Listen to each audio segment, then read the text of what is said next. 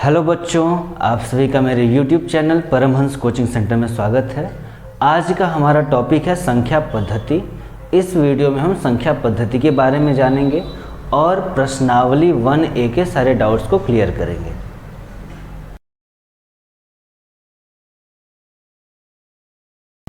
देखिए, प्रश्न नंबर 1, 20 और 40 के बीच सभी समधन पूर्णांक लिखिए।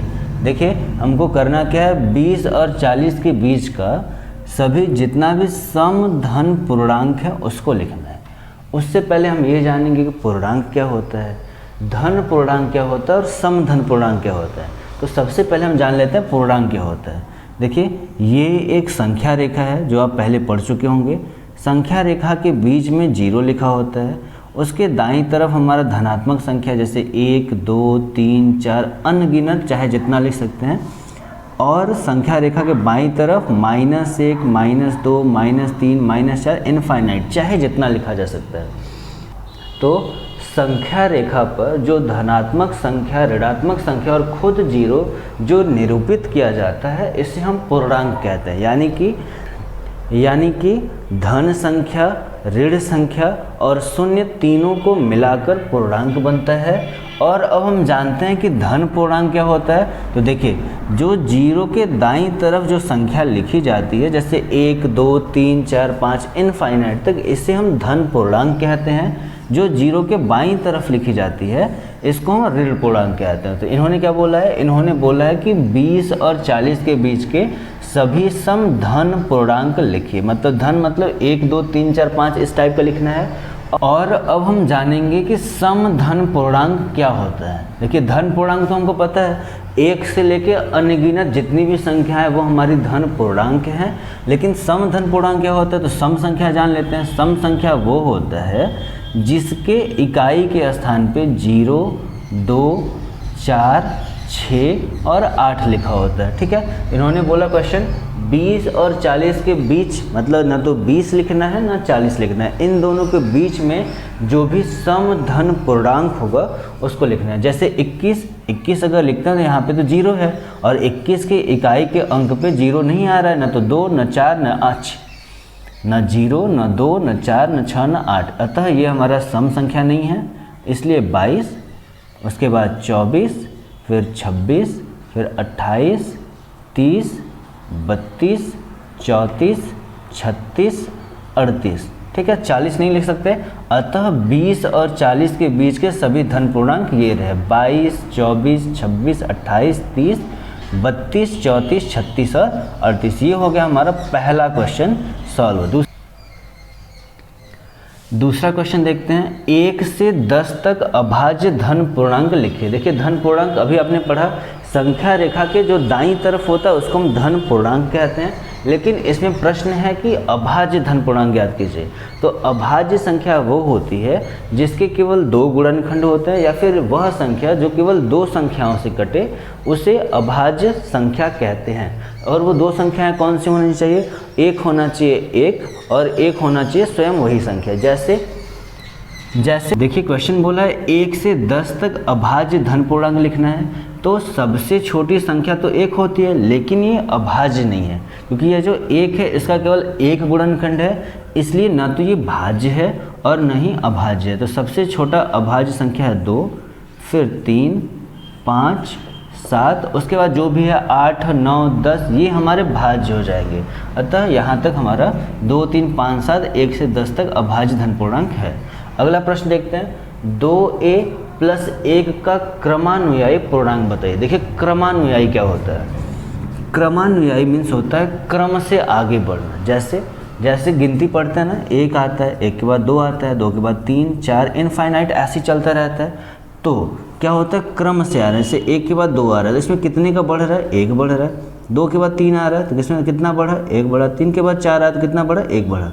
अतः अगर हमें 2a + 1 का क्रमानुयायी पूर्णांक ज्ञात करना होगा तो हमको क्या करना पड़ेगा, +1 को ऐड करना पड़ेगा। तो 2a + 1 का क्रमानुयायी पूर्णांक क्या हो जाएगा, +1, यानी कि 2a + 2, क्योंकि 1 1 प्लस हो जाएगा, 2a + 2 हो जाएगा। अगला प्रश्न देखते हैं, क्वेश्चन है 2/3 का योगात्मक प्रतिलोम बताइए। देखिए प्रतिलोम मीन्स होता है उसका विपरीत यानी कि उल्टा, और योगात्मक प्रतिलोम यानी कि अगर योग है तो माइनस हो जाएगा, अगर माइनस है तो प्लस हो जाएगा। ठीक है, तो 2/3 ये कौन सा है, ये हमारा है धनात्मक, क्योंकि यहाँ पे कुछ नहीं है तो यहाँ पे प्लस छिपा हुआ है। तो 2/3 का जब आप योगात्मक प्रतिलोम यानी कि इसका जो उल्टा करोगे आप, तो इसका आंसर आएगा -2/3। ठीक है, क्योंकि योगात्मक प्रतिलोम है इसलिए योग का उल्टा होता है माइनस, इसलिए यहाँ पे आ जाएगा -2/3। इसी तरीके से नीचे अगला सवाल है -5 का गुणात्मक प्रतिलोम बताइए। देखिए गुणात्मक प्रतिलोम, गुणात्मक का उल्टा क्या, प्रतिलोम मीन्स क्या होता है, उल्टा विपरीत। तो -5 का जब आप गुणात्मक प्रतिलोम करोगे, जैसे यहाँ पे योग था तो माइनस हो गया, गुणा है तो भाग हो जाएगा। भाग होगा कैसे, देखिए -5 के बटे अगर कुछ नहीं है तो यहाँ पे 1 छिपा हुआ है, तो इसको अगर इसका गुणात्मक प्रतिलोम करना होगा तो भाग मतलब कि ये 1 जो है वो ऊपर चला जाएगा और -5 जो है वो उसके नीचे आ जाएगा। ये हो जाएगा 1/-5, ये हो जाएगा इसका आंसर। अगला प्रश्न देखिए, P + Q और P - Q का योगात्मक प्रतिलोम लिखिए। ठीक है, क्या करना है, P + Q का योगात्मक प्रतिलोम लिखना है और P - Q का योगात्मक प्रतिलोम लिखना है। अभी देखिए, अभी हमने पढ़ा, क्या पढ़ा कि योगात्मक प्रतिलोम क्या होता है, बस योग पूछेगा तो उसका प्रतिलोम यानी कि उसका विलोम माइनस लगाना है। सेम इसी तरीके से जैसे P + Q है तो इसका योगात्मक प्रतिलोम आप करोगे तो इसका हो जाएगा -P + Q। देखिए माइनस क्या होगा, दोनों में प्लस है ना, तो ये माइनस अगर बाहर लगा देंगे तो दोनों माइनस हो जाएगा। अतः इसका आंसर होगा P + Q का योगात्मक प्रतिलोम बराबर माइनस ब्रैकेट में P + Q। सेम इसी तरीके से इसका क्या हो जाएगा, इसका हो जाएगा माइनस ब्रैकेट में P - Q। ठीक है, इसको आप चाहो तो सॉल्व भी कर सकते हो। इसको सॉल्व करोगे ऊपर तो आ जाएगा -P - Q और नीचे वाले को सॉल्व करोगे तो आएगा -P + Q। देखिए विलोम हो गया ना, यहाँ पे P धनात्मक था तो यहाँ पे ऋणात्मक हो गया, यहाँ पे Q ऋणात्मक था तो ये धनात्मक हो गया। ठीक है, अगला क्वेश्चन देखते हैं, x के किस मान के लिए 5 गुणे ब्रैकेट में 3 × 2 बराबर ब्रैकेट में 5 × 3 ब्रैकेट क्लोज इंटू x का कथन सत्य है। ठीक है, ये कह रहे हैं x का यहाँ पे क्या रखा जाए कि दोनों तरफ वैल्यू जो है वो सेम आ जाए। ठीक है, रखते हैं, हल करते हैं। तो 5 गुणे ब्रैकेट में 3 × 2 बराबर 5 × 3 ब्रैकेट क्लोज इंटू x। ठीक है, इसको सॉल्व कर लेते हैं। यहाँ पे पहले ब्रैकेट सॉल्व होगा, यहाँ पे भी ब्रैकेट सॉल्व होगा। तो 5 × 3 × 2 = 6 बराबर 5 × 3 = 15 × x। ठीक है, अब ये हो जाएगा 5 × 6 = 30 बराबर 15 × x। इस 15 को हम दूसरी तरफ पक्षांतर कर देते हैं, यहाँ पे गुणा इधर आएगा तो भाग हो जाएगा, और 30 में जब 15 से भाग दिया जाएगा तो x की वैल्यू कितनी हो जाएगी, 15 दूनी 30। अतः x का मान अगर 2 रख दिया जाए तो ये जो कथन है वो सत्य हो जाएगा। अगला प्रश्न देखिए, पूर्णांकों में ऐसी कौन सी संख्या है जो स्वयं की योज्य प्रतिलोम होती है। पूर्णांक वो जिसको संख्या रेखा पर निर्धारित किया जाता है, जैसे 0 धनात्मक संख्या और ऋणात्मक संख्या।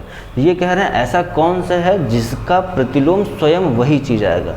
एक आपको चीज़ दिखाते हैं, देखिए अगर हम 1 का प्रतिलोम करें योगात्मक प्रतिलोम, चूंकि यहाँ पे प्लस हो जाएगा तो इसका जो योगात्मक प्रतिलोम करेंगे तो -1 आएगा। ठीक है, अगर हम -1 करें इसका योगात्मक प्रतिलोम करेंगे तो क्या होगा, अगर ये माइनस है तो ये प्लस आ जाएगा। मतलब किसी अगर हम धन पूर्णांक का लेंगे वो ऋण पूर्णांक उसका हो जाएगा योगात्मक प्रतिलोम, और किसी हम ऋण पूर्णांक का लेंगे तो उसका योगात्मक प्रतिलोम धन आएगा। लेकिन 0 एक ऐसी संख्या है जिसका योगात्मक प्रतिलोम अगर आप करोगे तो वही संख्या आएगी। प्रश्न नंबर 9 देखिए, यदि a एक सम धन पूर्णांक है तो बताइए कि संख्या a-1 a+1 सम है या विषम। आइए इसको हल करते हैं। देखिए ये कह रहे हैं ये एक संख्या है a-1 और a+1, ये पूछ रहे हैं कि सम है या विषम, किस आधार पर बताना है। आधार ये है कि इसमें जो a लिखा है वो एक सम धन पूर्णांक है, यानी कि 2, 4, 6, 8, 10, 12 जिसके भी इकाई अंक पे 0, 2, 4, 6, 8 है, ये वो संख्या है। ठीक है, तो इसको जितना सरल आप मानोगे उतना जल्दी आपका आंसर आएगा। मान लेते हैं क्योंकि उन्होंने बोला है कि यदि मान लीजिए कि एक समधन पूर्णांक है तो मान लेते हैं कि इस जो a है उसकी वैल्यू कोई एक सम संख्या जैसे 2 है। ठीक है। तो संख्या क्या है a माइनस 1, तो a की जगह पे 2 हो जाएगा, तो 2 माइनस 1 दूसरे ब्रैकेट में 2 प्लस 1, ठीक है। इसको सॉल्व कर लेते हैं। देखिए 2 में से घटाएंगे 1, यहाँ पे कोई चिन्ह नहीं है मतलब गुणा छिपा हुआ है, 2 1 3 बराबर 3, कितना आया 3, और ये 3 है क्या, विषम है ना। इन्होंने क्या पूछा है कि पता करिए कि सम है या विषम, तो मान लेते हैं। देखिए हो सकता है एक बार गलती से विषम आ गया हो, तो कोई और सम संख्या मान लेते हैं।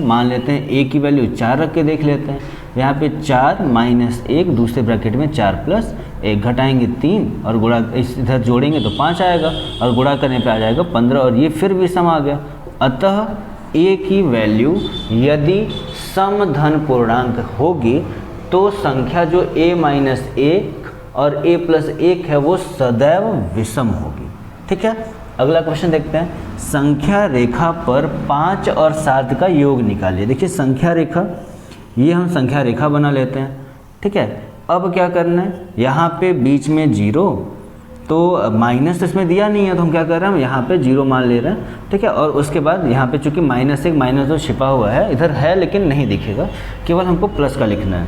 तो 1 2 3 4 5 6 7 8 9 10 11 12 13 14। देखिए यहाँ तक, देखिए यहाँ पे हम 14 तक क्यों ले गए, हमको सिंपल पता है कि इन दोनों को जोड़ने पे 12 आएगा, लेकिन उसको संख्या रेखा पे दिखाना है तो 12 से 1-2 अंक तक ज़्यादा ले गए इसको, ठीक है। अब हम इसको सॉल्व करते हैं। क्या करना है, इनको 5 और 7 का योग करना है। तो सबसे पहले हम 0 से 5 तक जाओगे, 0 से 1 2 3 4 5, यहाँ पे आप 5 तक गए इस तरीके से, ठीक है। जिस तरफ हम जाते हैं उधर की तरफ हम एरो लगा देते हैं। 5 पे गए, अब इस 5 से हम 7 और काउंट करके आगे जाएंगे। तो जब 5 से 6 पे जाएंगे तो 1 2 3 4 5 6 और 7 किस पे आ रहा है, 12 पे। इसका मतलब यहाँ पे ऐसे एरो उठाएंगे और लेके जाएंगे सीधा 12 पे गिरा देंगे, ठीक है। इस तरीके से यहाँ पे गए हैं। तो 5 और 7 की वैल्यू कितनी आ गई हमारा 12, जिस पे एरो गिरेगा वही हमारी वैल्यू होगी। अतः 5 और 7 का योग हो गया संख्या रेखा पर 12। अगला प्रश्न देखते हैं। निम्न में कौन सा कथन सत्य है और कौन सा कथन असत्य है। देखिए प्रश्न है, 2 धन अभाज्य पूर्णांकों का गुणन सदैव अभाज्य होता है। देखिए ये क्या कह रहे हैं, कह रहे हैं कोई 2 धन अभाज्य पूर्णांक है। धन है मतलब 1 से लेके अनंत तक कोई भी धन पूर्णांक हो सकता है, लेकिन वो अभाज्य होना चाहिए, ठीक है। तो हम क्या करते हैं कि 2 धन अभाज्य पूर्णांक, यानी कि अभाज्य क्या क्या है, 2 है और 3 है। इन दोनों का अगर ये गुणन करेंगे, गुणन मतलब गुणा, अगर गुणा करेंगे तो इनका कहना है कि सदैव अभाज्य संख्या आएगी। ये तो गलत बात है, क्योंकि देखिए 2 अभाज्य संख्या का गुणा किए हैं, लेकिन ये क्या आया है, ये आया है आपका भाज्य, अतः यह असत्य है, असत्य। अगला देख लेते हैं। अगला क्या है, अगला है कि 2 धन अभाज्य पूर्णांक का योग सदैव अभाज्य होता है। अब क्या, इसमें गुणन था तो हमने गुणा कर लिया, अब ये कह रहे हैं इन 2 अभाज्य पूर्णांकों का योग, चलो इसको योग कर लेते हैं। योग करने पे कितना आ गया, योग करने पे आया 5। तो अब इनका क्या कहना था, इनका कहना था कि अगर 2 धन अभाज्य पूर्णांकों को जोड़ा जाएगा तो वो हमेशा अभाज्य आएगा। देखिए एक बार तो अभाज्य आ गया है, तो एक बार और ट्राई करते हैं। देखिए जैसे 3 अभाज्य और 5 अभाज्य, इन दोनों को जोड़ेंगे तो कितना आ जाएगा, 8, लेकिन ये भाज्य है। अतः अगर 2 धन अभाज्य पूर्णांकों का योग किया जाएगा तो वो सदैव अभाज्य नहीं हो सकता है, वो भाज्य भी हो सकता है और अभाज्य भी हो सकता है। तो ये भी वाक्य इनका असत्य है। अगला देखते हैं, यदि a और b कोई 2 ऋण पूर्णांक हैं तब a और b को जोड़ने पे भी सदैव एक ऋण पूर्णांक आएगा। क्या कहा इन्होंने, a और b कोई ऋण पूर्णांक है, मान लेते हैं -1 और -2 है, तो इन दोनों को जब भी आप जोड़ोगे कैसे, बीच में प्लस लगा दोगे आप, यही ना।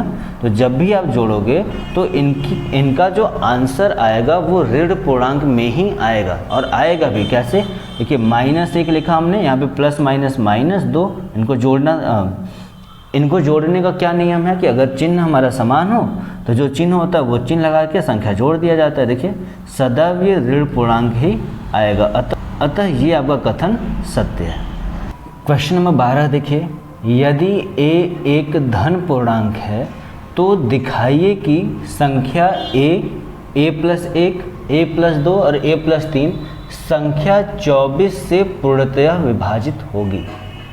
संख्या दिया हुआ है a+1, a+2 और a+3, ठीक। ये कह रहे हैं कि ये संख्या 24 से पूर्णतः विभाजित होगी, इसको हमें सिद्ध करना है। इसको सिद्ध कैसे करेंगे, देखिए ये a है, ये a+1, मतलब कि अगर कोई हम संख्या मान लें, जैसे यहाँ पे 1 ले लें, ठीक है, तो यहाँ पे क्या हो गया 2 हो गया, यहाँ पे क्या हो गया 3 हो गया, यहाँ पे क्या हो गया 4 हो गया। कैसे, देखिए यहाँ पे 1 मान लिए तो 1 में 1 जोड़े 2 हो गया, 1 में 2 जोड़े 3 हो गया, 1 में 3 जोड़े 4 हो गया। अतः ये हुआ कि जो a+3 है, क्योंकि ये देखिए क्रम विनिमेय संख्या है, तो जो a+3 है वो 4 से विभाजित होगी, है ना, ये 4 से विभाजित हो जाएगी। जो a+2 है वो 3 से विभाजित हो जाएगा, जो a+1 है वो 2 से विभाजित हो जाएगा, और जो 1 है वो 1 से विभाजित हो जाएगा। तो ये पूरे की पूरी जो संख्या है इसका गुणनखंड क्या हो जाएगा, इसका गुणनखंड हो जाएगा 4 गुणे 3 गुणे 2 और गुणे 1, और इसको हल करेंगे तो 4 3 12, 12 दूनी 24 और 24 एकम 24। अतः ये पूरी की पूरी जो संख्या है वो 24 से विभाजित होगी, ये सिद्ध है, ठीक है। अगला प्रश्न देखते हैं, यदि a एक सम धन पूर्णांक है और b एक विषम धन पूर्णांक है तो निम्न में से कौन सी सम होगी। क्वेश्चन में कहा गया है कि जहाँ जहाँ a है वो समधन पूर्णांक है और जहाँ b है वो विषम धन पूर्णांक है। तो इसको हल कर लेते हैं। देखिए a बराबर सम और b बराबर विषम, ठीक है। तो हल कर लेते हैं। सम में क्या मान सकते हैं, सम में हम 0 2 4 6 8 कुछ ही मान सकते हैं, और विषम जिसके इकाई अंक पे 1 3 5 7 9 होता है वो होता है, ठीक। चलिए हल करते हैं। जैसे a² है तो a का मतलब सम है, ये क्या हो जाएगा, अगर सम मान लें तो यहाँ पे 2 का स्क्वायर कितना हो जाएगा 4, अतः ये जो a² है वो सम है। तो एक तरफ यहाँ पे सम डाल लेते हैं और जो सम आता जाएगा उसको इसमें लिखते जाएंगे। जो a² वो सम हो गया। b² को सॉल्व कर लेते हैं। b² को सॉल्व करेंगे तो कोई भी विषम संख्या से 3 मान लिए, तो 3 का स्क्वायर करने में कितना है 9 आया, अतः ये हमारा विषम है और केवल हमको सम लिखना है।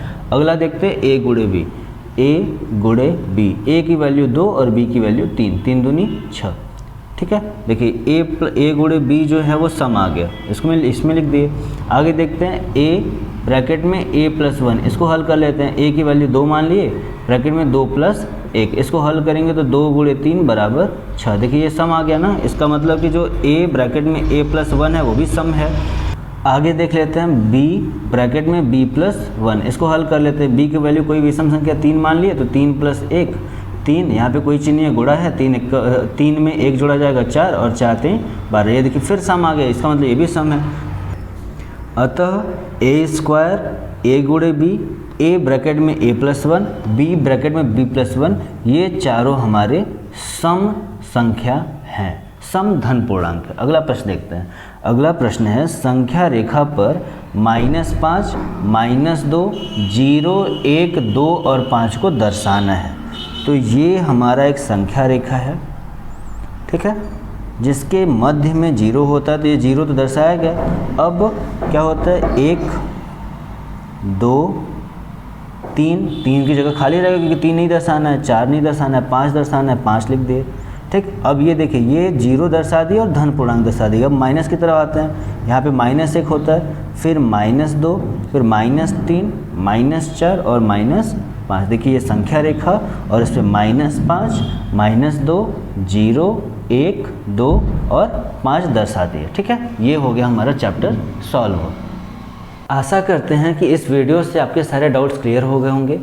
आपको यह वीडियो कैसी लगी कमेंट में ज़रूर बताएं, और अगर आप हमारे चैनल पर नए हैं तो प्लीज़ हमारे चैनल को सब्सक्राइब कर लें। मिलते हैं अगली वीडियो में। धन्यवाद।